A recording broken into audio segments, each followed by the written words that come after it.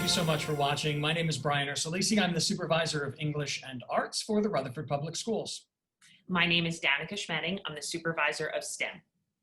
We're here to talk to you today about bridging the gap, or in layman's terms, what are we doing to help kids who have lost instruction time from March through September? So what are the Rutherford Public Schools doing with respect to English and mathematics to ensure that our kids are up to grade level, considering the fact that this year is like no other year that we've ever encountered? So we've got a few things we'd like to go through with you today. The first one are some of the strategies that our teachers are using. Now, I'm the English supervisor for grades pre-K all the way up through 12. Danica is the STEM supervisor, same deal, pre-K up through 12.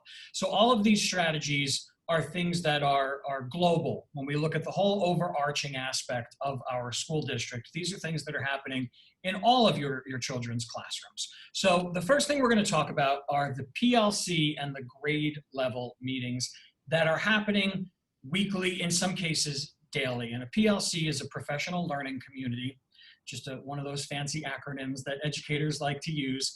And what those are designed with specific content items. So there might be a PLC that focuses on, as you can see here, differentiation. Differentiation is basically how, as a teacher, you can teach 20 students who all have different ability levels. So my skill might be the same. If I'm talking about an anchor standard for English language arts, it might be, I want my students to be able to determine the central theme of a text. But it's how we do that that's different, because every child might be on a different level. So when we have a PLC meeting that focuses on differentiation, that's when teachers are talking about strategies in which they can best serve their children, even if they're on different ability levels. Danica's going to talk to you a little bit about scaffolding and vertical articulation now. So when we're looking at scaffolding, it's basically kind of taking our building blocks and how do we build up from there? So we're starting at the bottom and taking them to different levels when we're working through. So some of those PLC meetings might involve talking about what are the most basic foundations? How do we continue to grow? How do we build those up? And in vertical articulation, it's looking at what's happening in fourth grade. How are we, did we meet those foundations in fourth grade? And how is in fifth grade, are we building on those? So that's kind of taking our vertical articulation is how is it going across the band, our grade levels, and looking at those skills that are essential, and we're all standard-based skills that are essential as they continue to move up. So these teachers are meeting, and it's not only necessarily grade levels, but among different grade levels to kind of see what happened in the spring last year in fifth grade that maybe we might need to, really focus on a little bit more as we're building those building blocks in sixth grade. Excellent. So one of the things that Danica talked about here are the fact that we are standards-based. And like any public school in the state of New Jersey, we follow the New Jersey Student Learning Standards, the NJSLS. Okay, so first up, we have to do a gap analysis. What gaps happened as a result of going all virtual, starting in March 13th of 2020, the date that in my head at least will live in infamy? What was missed from that standpoint? So me personally, I have a child who is in 7th grade. He ended his 6th grade year with not the best end of the year. Of course, we all did the best we could, but are there gaps? And there probably will be. So each teacher is looking at each child and using the New Jersey Student Learning Standards to assess what was missed. What gaps does that child have in the English Language Arts Standards for grade 7, the New Jersey Student Learning Standards for grade 7. So you might have something like to read closely to determine explicit text meaning. That's one of the standards. That's anchor standard number 1 on the NJSLS, okay? So as a teacher, I'm gonna now say, all right, what activities can I do that will differentiate for all of my students to ensure that these children can hit that standard, can meet that standard? So when it comes to finding explicit meaning, it's reading comprehension, especially in the upper grades, grades 6, 7, 8, 9, 10, 11, 12. When we read something, we're looking for explicit meaning, not necessarily any sort of analytic meaning or any sort of implicit meaning, but what is the text explicitly saying? So there might be activities where you read and discuss. read, and respond. Use text evidence to answer a question. Okay, so that's the gap analysis. What's also important is because we are somewhat pressed for time now in this half-day component that we have, which thankfully will change in January where we get some more instructional time. One of the other things we have to do is look for redundancies, because if we eliminate those redundancies, things that they maybe did learn in 5th grade, we don't need to reteach those in 6th grade. If a child is already meeting the standards or meeting the benchmarks, then that's additional time we can take back and focus on some of those gaps. And Danica, I'm sure it's the exact same in the STEM classes, in the math classes. Absolutely. In the math classes, we looked at, our shapes being covered in 1st grade or kindergarten, and where do the standards say they need to be addressed? And if they're covering them in both, we need to take it out of the level where the standards do not address those, those topics. Same as if you look at, in Algebra 1, a lot of redundancy happens in Algebra 2 to build up those foundations. Well, it's important to make sure we build up those foundations, but are they essential skills that we need to make sure, if they're an Algebra 1 standard, we need to make sure we have time for the Algebra 2 standards to fit everything in and so forth. So it does work the exact same way on the math end. Just for a simple metaphor, we use the term foundational skills a lot, right? And there's probably no need to keep reteaching foundational skills. So here's the analogy, right? If we're building a house and we dig our foundation and the walls on all 4 sides are solid, I do not need to then flip my next set. I don't need to build another foundation. I can go above the foundation and I can begin building the walls on the 1st floor. On top of that, if our walls are built and they're strong, I can build a roof. I don't need to build another set of walls. So just a helpful analogy there. When it comes to working together too and finding some of those gaps, finding some of those redundancies, and then being able to differentiate, one of the things that I know I'm proud of in the Rutherford Public Schools is the attention we give to collaborative teaching. And collaborative teaching, if we go back in time in the old days of education, that was thought of as almost like a resource where you might have a teacher push into the room to help a specific population of students, whether they be students who are above grade level, students who are below grade level. But in our model here in Rutherford, collaborative teaching is a fully infused model, in that if you were to be able to peek into a classroom and see the 2 teachers in the classroom, you wouldn't know who was the content teacher and who was the special education teacher. They are both fully responsible for 100% of those kids in the class. And when we collaboratively teach, which many of our grade levels do in the Rutherford Public Schools, it allows for stronger support, greater differentiation, and way more one-on-one time with your kids. So when we look at bridging the gap and finding some of those areas where students are not so strong, having another teacher in the room, having that collaborative planning time, those PLC meetings, those grade level meetings where you're bringing in that support teacher, that's absolutely huge. And I know that's the same in math, so I'm not going to make Danica just absolutely here. I will let Danica talk a little bit about the response to intervention. And RTI, another one of those fun educational acronyms. RTI is something that every school in Rutherford has a plan for. It used to be called, it was called the SRA process, and it had several different names over the past, 5 to 10 years. So if your child is an upper grade student, it might not always have been called RTI, but it is designed to break students into different tiers and provide them with the supports that they need, no matter where they are in a grade level curriculum or in the standards of that grade level. So I'll let Danica explain how the Rutherford Public Schools really focuses on RTI.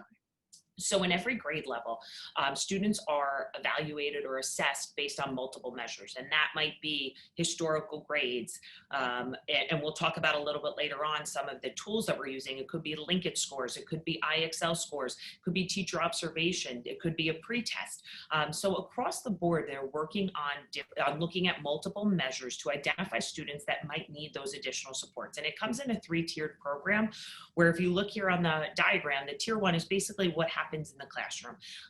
Tier 2 is our targeted small group. So students identified for tier 2, they're going to work a little bit more on those skills that we talk about. And I keep saying foundational skills, but those building blocks, they're going to get targeted small group instruction from there. And then our tier 3 is really those students that need a lot of support, a lot of one-on-one, and they're getting a lot of support to help or bring them back up and get them as close to grade level as possible, depending on the different grades, standards, and so forth that way.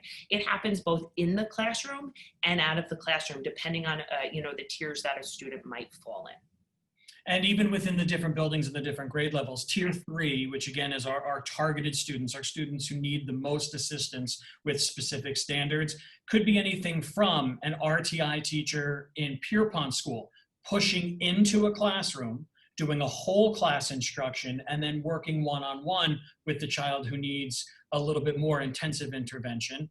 Or it could be something like here at the high school, which is where Danica and I are both based, where there's an RTI class. There's an RTI math class and an RTI English class where we use tools like IXL and teacher training. For English, we use Orton Gillingham to help students with who really struggle in reading.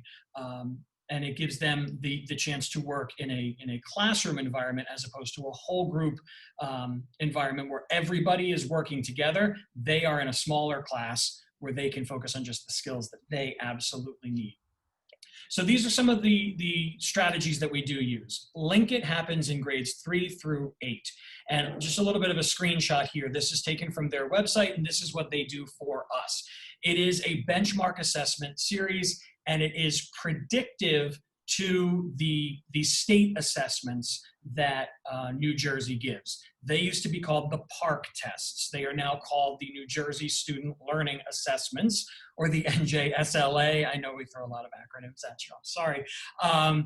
But Link It is a specific to New Jersey standard assessment that is given 3, 4, 5 times a year, depending on how the administrator or the teacher wants to give it. And it is predictive to how a child will do on the NJSLA. Now, that assessment is based on the New Jersey Student Learning Standards. So it's a good measure for us as teachers or as supervisors, the people who look at the data, to see specifically what standard our students as a whole are perhaps struggling in. So after we'll use an example, every 7th grader is going to take Link It at the beginning of the year. That's our benchmark assessment. That's our baseline data. They're going to take it again in 3 to 4 months, and then we look for growth. But aside from looking for growth, we also look for standards where maybe on a whole, globally or district-wide or grade-wide, perhaps they're struggling in being able to, I don't know, a specific standard where you have to look at characterization. Maybe that standard is a little bit lower, and we want to know why. So then we look at our curriculum and we figure out maybe as teachers, we're not asking enough questions about characterization along those lines. So this is just one tool that's used in grades 3 through 8 to help us look at the data from our students, how they're performing, and then take that data and turn it into something useful in the classroom. Because we could give as many tests as we want, but if we're not taking the results of those tests and actually using them to help us become better teachers, better instructors, the buzzword is to inform our instruction. If we're not doing that, then those tests are useless. And Rutherford absolutely is using the data from tools like Link It to help bridge that gap. And the other component, Brian, I'm actually going to just cut you off real quick to just mention one more thing about Link It, is that in some grade levels, they might have taken the spring assessment from the previous year to kind of see how did they end up on the year. So for example, in 6th grade, they might have gone and taken the 5th grade end of year test to start the year as well, to kind of see where did they end up on those 5th grade standards. Are there things that we need to review or go back over, or kind of leave as a do now, or kind of things along those lines to start when we move on to new units. So that was also done in certain grades as well. That's excellent, because again, that allows for the teachers to take that data and say, all right, what foundational skills are we lacking? When we're building that house, if we don't have that wall, we're going to have trouble. The house isn't going to stand. So I'm glad you jumped in with that. I'm going to let you talk a little bit about IXL. IXL happens in grades 1 through 12, and it doesn't stand for anything. It's just That IXL. might be the first one. I know, the first acronym that's not an acronym. I like it. All right, Yep. Monica's going to So talk. IXL is used throughout the district at different grade levels for different subjects. So it's used where it's the need, where it needs to be, where needs need to be met. So it is aligned to the New Jersey math standards, where it's kind of more of a little bit of rote practice, but it builds those skills. So you might look at it saying, hey, we're going to start a new lesson in, let's say in high school math, we're looking at algebra 2 and we're going to solve quadratics. But we need to go back and say, hey, can we factor? This is a great tool to go and say, here, spend 20 minutes looking at factoring problems, and you're practicing it to make sure those skills are built up. They also have a great tool, which is called the diagnostic.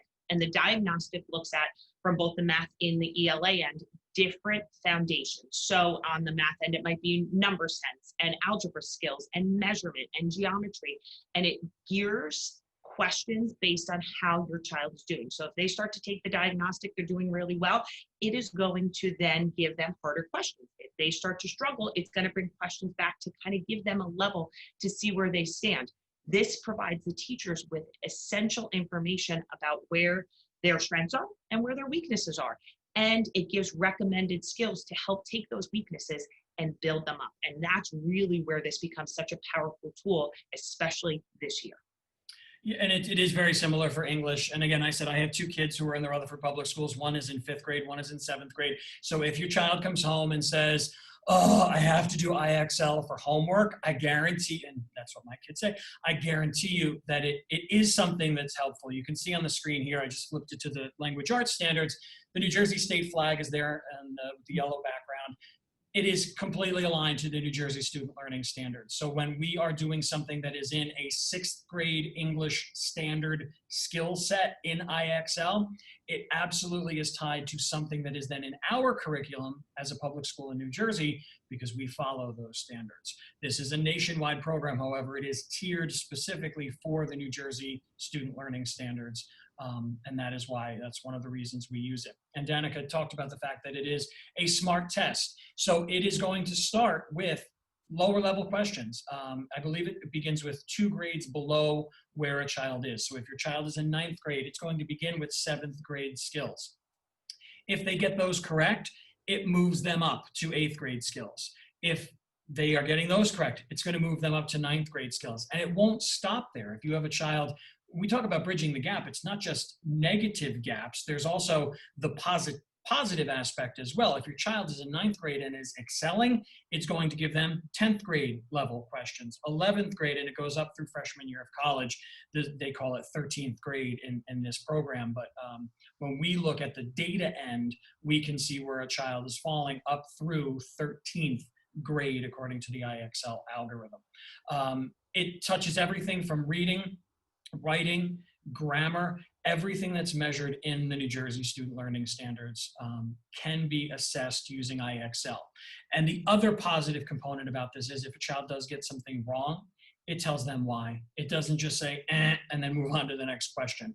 If they are looking for something related to theme, and it asks them to isolate the adjective in this paragraph that helps you understand what this theme is, and you click the wrong word or you click the wrong part of speech, maybe they click a verb, it's going to tell them, it's going to say, listen, no, you clicked this. Let me tell you why you're wrong, and then give you another shot. Or it might just say, and this is what was correct. So if your children are using this at home, please encourage them, don't just skip past the explanation if they get something wrong. They should take the time to take a look at it. And that does fall under, many teachers give requirements, 20 minutes of IXL, or a certain score on the SMART score. Some teachers do that as well. It's okay if they're taking some of that time to read explanations and not just power through a bunch of questions over and over and over again. The goal is that they become a little bit more independent and take a little bit of ownership of their own learning as well. Absolutely. Okay, so IXL, this is, you can see what their scores look like. And in language arts, it'll measure everything from reading strategies, vocab, writing strategies, grammar and mechanics. And then up in math, you've got fractions, algebra, numbers, data, statistics, probability, geometry. And those are that 340, for example, that shows up for overall math level, that translates to 3rd grade, 4th month, or overall language arts level down below, 3rd grade, 6th month. So it's giving sort of a calculation of where they think that child would fall based on their scores. If your child is in 3rd grade and they're getting a 360, that means they're on grade level. They're actually ahead of grade level at this point because we're not 6 months into the school year. And that concludes at least my end on bridging the gap. Danica, is there anything else you want to jump in with? Nope, I think we covered it all. Thank you, Brian. All righty, so our emails are up there, B. Ersalesi at rutherfordschools.org for me, D. Schmeding at rutherfordschools.org for Danica. If you have any questions about what the Rutherford Public Schools are doing in order to help our children succeed, please don't hesitate to reach out to either one of us. Thank you so much for watching. Thank you.